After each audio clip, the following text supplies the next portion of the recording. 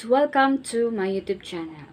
So pag-usapan po natin ngayon ay kung paano nga ba nakakapag-upload o makakapag-upload pa rin sa TikTok account ninyo kung kayo po ay affiliate marketer kahit po hindi nyo na makita yung basket ninyo. So isa yun sa mga problema ngayon ng mga nakakonect or nakalink sa mga seller account, ayan, kasi nawala yung basket kasi nagkaroon ng problema yung parang probation, ganun yung probation. Dapat, di ba sabi, tatapusin mo na. Kung nakalink ka sa official account, tapos yung iba kasi may problema na hindi sila makapag-upload kasi nawala yung basket nila, hindi nila makita, pati yung feature na ganito, ayan, yung may nakalagay na yung earnings, yung marketplace, hindi nila yun makita. So, tuturuan ko po kayo kung paano kayo makakapag-upload pa rin ng picture, or ng video. So, yan guys, pupunta muna tayo sa account natin. So, ito yung account ko, naka-link as official account dun sa aking seller account. Ayan. Tapos, tingnan nyo, hindi ko makikita yung basket niya, TikTok shop. Ito, di ba, wala sa showcase, walang laman, and ganito siya.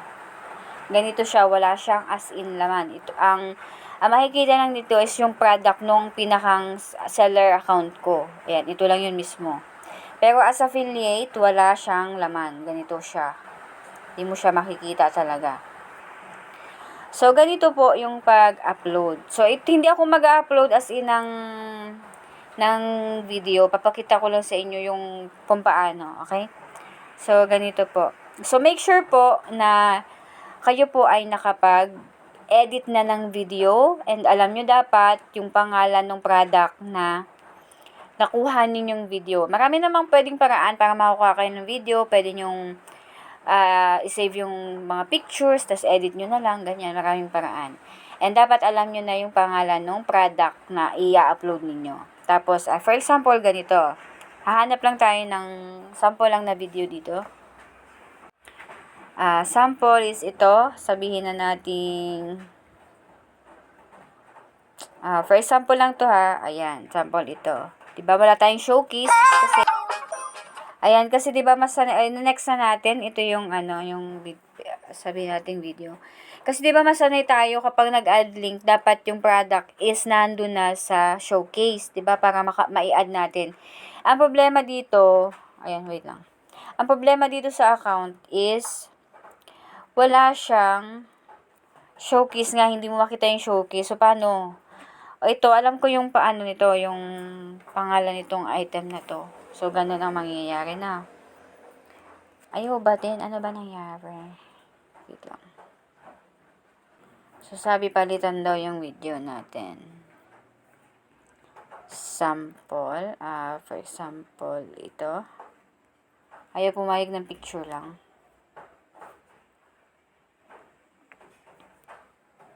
Tapos, add link. Ayan, pwede na. So, ganito. Diba yung kunyari ito, baby.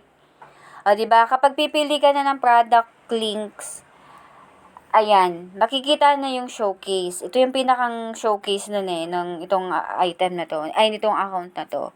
Pero dahil nga hindi mo siya nai-add dito kasi hindi mo makita yung marketplace mo, dito ka sa add more products. Tapos, product marketplace. Dun mo yan makukuha. Ayan, ganyan. Tapos, hahanapin mo na yun, yung baby chair, ganun. Baby chair,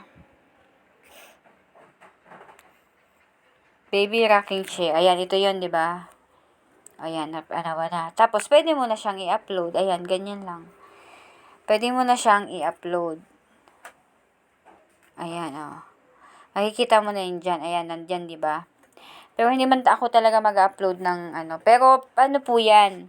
Makikita nyo talaga yan na pag after nyo magawa ng video, may na yan, subuko na po yan, meron talagang basket na mag-a-appear doon sa video. Ayan, so ganun. Ito kasi hindi mo talaga siya makikita yung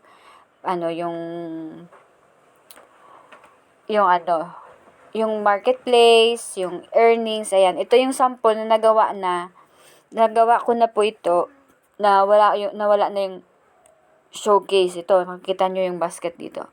So, ito, may basket pa din siya. Pinakita ko lang sa inyo yung paano yung step by step ng ginagawa ko. So, ganun po. And then po, ayan. So, ganun po yung pag-upload, pagkakasunod-sunod. Dapat mayroon na kayong naka-reading video. Alam niyo yung pangalan ng product. Para pag kinuha nyo siya, yung product link, ayan, search nyo siya dun sa marketplace. Okay? Ganun lang po. Guys, ganun lang po yung pagkakasunod-sunod. So, tandaan po natin, dapat alam mo na po yung product, yung pangalan ng product, and naka-ready ka na o nakapag-edit ka na ng video mo. Tapos, siguro maraming magtatanong na, kasi dahil hindi mo nakikita yung earnings mo, yung marketplace mo, paano mo ma-withdraw? So, yan po yung ating pag-uusapan sa susunod ko pong pag-upload. So, salamat po. Sana nakatulong po ito sa inyo.